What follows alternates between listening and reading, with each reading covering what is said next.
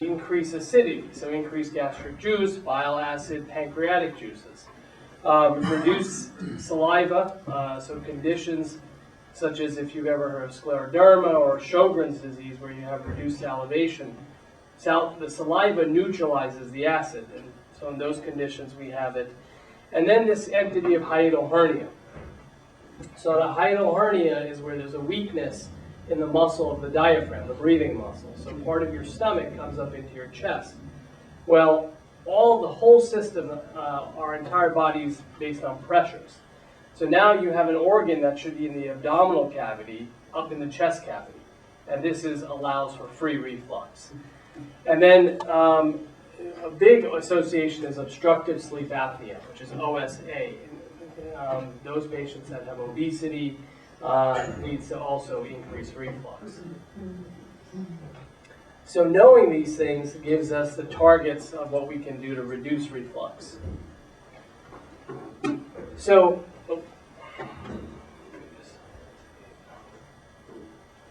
so the lower esophageal sphincter maintains the tone at rest and relaxes with swallowing. And then gastric distension occurs, allowing for this venting of gas and food products. Yes? Can I turn the light just a little bit more, still blinded? Yeah, sure. Let's turn it this way. Thank you. And this is some of the pathophysiology. It's a little bit, a lot more detailed. But you have these sling fibers and muscle groups in the diaphragm that also play a key role in the barrier to reflux. So when you have this hiatal hernia, as I was explaining, it removes sort of the effect of the diaphragm in reducing acid from going up, and therefore allows more relaxation of that lower sphincter.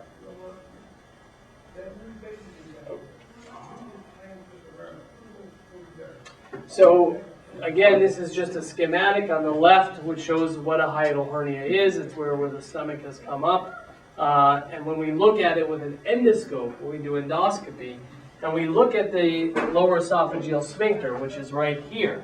So what we do is we go in the stomach and we retroflex the scope and we look back at the junction. This is a normal lower esophageal sphincter. Well, when you look at someone with a large hiatal hernia, you see this huge defect here. So this is, again, allowing free reflux. Now the diagram on the right is very key. It's what we call a pH study. pH is a measure of acid.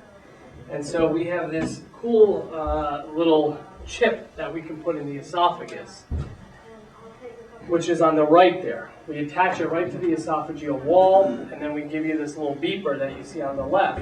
What this does is this gives us 48 hours of recordings of the pH in the esophagus. And it allows us to determine, okay, are you truly having reflux? At what hour of the day is your reflux worse?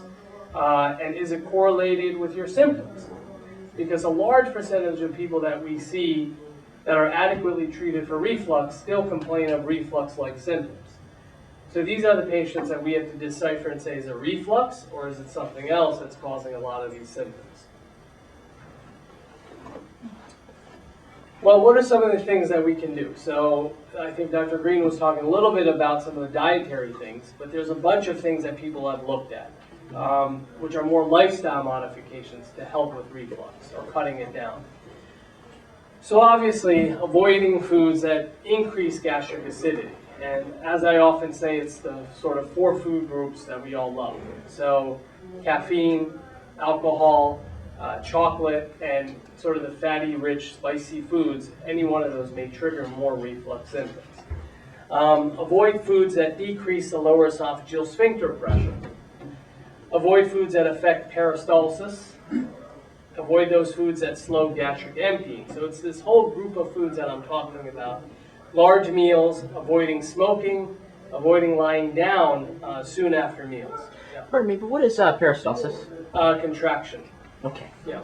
And so often we'll tell patients, if you're having dinner at 6 o'clock, wait about 3 hours until you're going to go to bed because you don't have gravity then to help you. The other thing is nighttime is when we produce most of our acid. And often in these patients we'll tell them to elevate their head so that you have some benefit of gravity.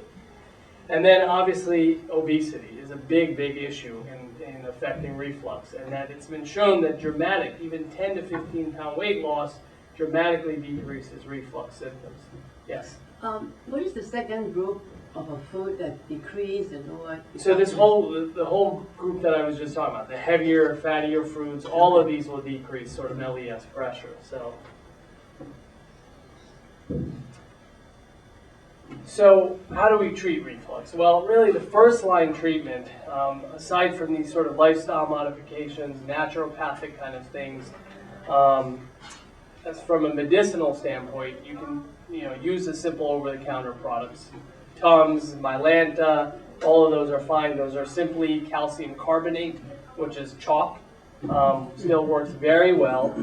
But you don't, it's great for your symptoms. It's not great for preventing mucosal damage.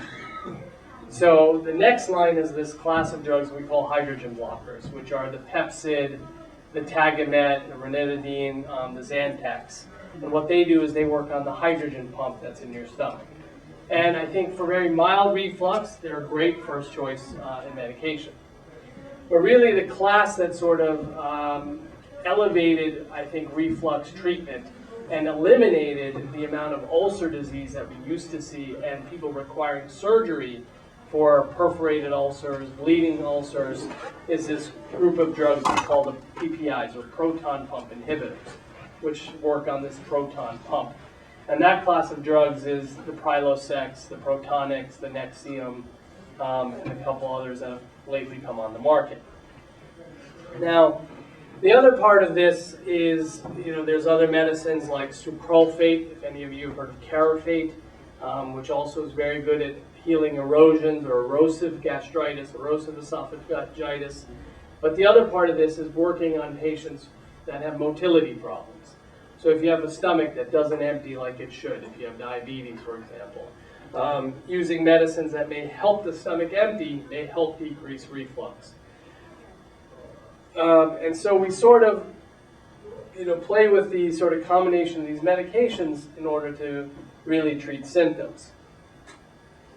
Now, if still refractory, and really I define refractory as maximal acid suppression.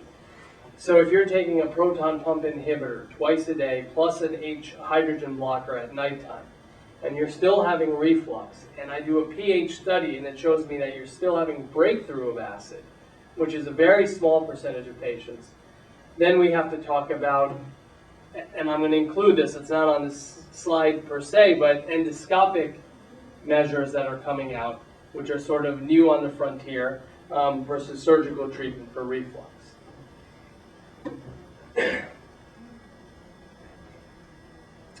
And what is surgical? Well, whether it's surgical or the future endoscopic, yeah. This morning on TV, I saw a commercial, and they said if you have acid reflux, use Alka-Seltzer.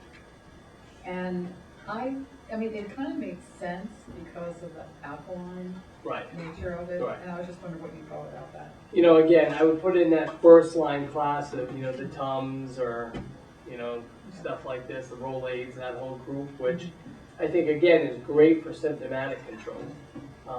But for real treating disease, it's not as effective. Yeah. Okay. And the funny thing about it, if you look at these, there's really no trials that have looked at these products. But again, they're benign. They're not going to have any long-term side effects. I mean, one of the big things that I'll mention, and that's really been getting a lot of press and used, is this class of proton pump inhibitors and bone loss.